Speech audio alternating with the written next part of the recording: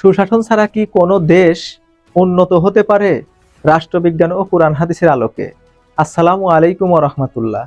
বলুন তো, দুটি দেশের কথা, দুই দেশের প্রাকৃতিক সম্পদ আছে, দুই দেশেই শিক্ষিত মানুষ আছে, দুই দেশেই বড় বড় ভবন আছে, রাস্তা এবং উন্নয়নের পরিকল্পনা আছে। কিন্তু কয়েক বছর পর দেখা গেল একটি দেশ দ্রুত এগিয়ে যাচ্ছে আর অন্য দেশটি পিছিয়ে পড়ছে। কেন এমন হলো? উত্তর একটাই, সুশাসন। আজকের আলোচনা এই বিষয় নিয়েই। রাষ্ট্রবিজ্ঞানের ভাষায় সুশাসন মানে শুধু সরকার পরিচালনা নয়। সুশাসন মানে এমন একটি ব্যবস্থা যেখানে আইন সবার জন্য সমান, রাষ্ট্রীয় প্রতিষ্ঠানগুলো জবাবদিহিমূলক, দুর্নীতি নিয়ন্ত্রণ থাকে, জনগণের মতামতের মূল্য দেওয়া হয় এবং রাষ্ট্রের সম্পদ জনগণের কল্যাণে ব্যবহৃত হয়।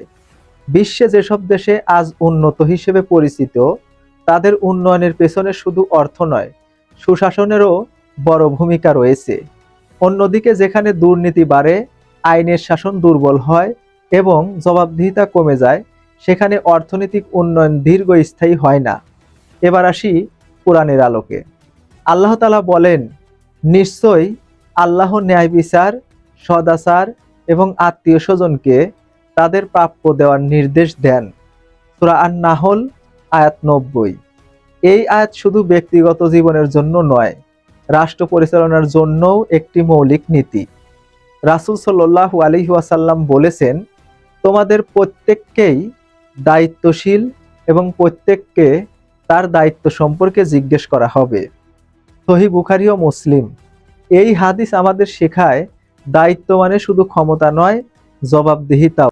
রাষ্ট্রবিজ্ঞান বলছে, যে রাষ্ট্রে সুশাসন থাকে সেখানে বিনিয়োগ বাড়ে, কর্মসংস্থান তৈরি হয়, বিচার ব্যবস্থার উপর মানুষের আস্থা বাড়ে এবং নাগরিকরা নিজেদের ভবিষ্যৎ নিয়ে আশাবাদী থাকে।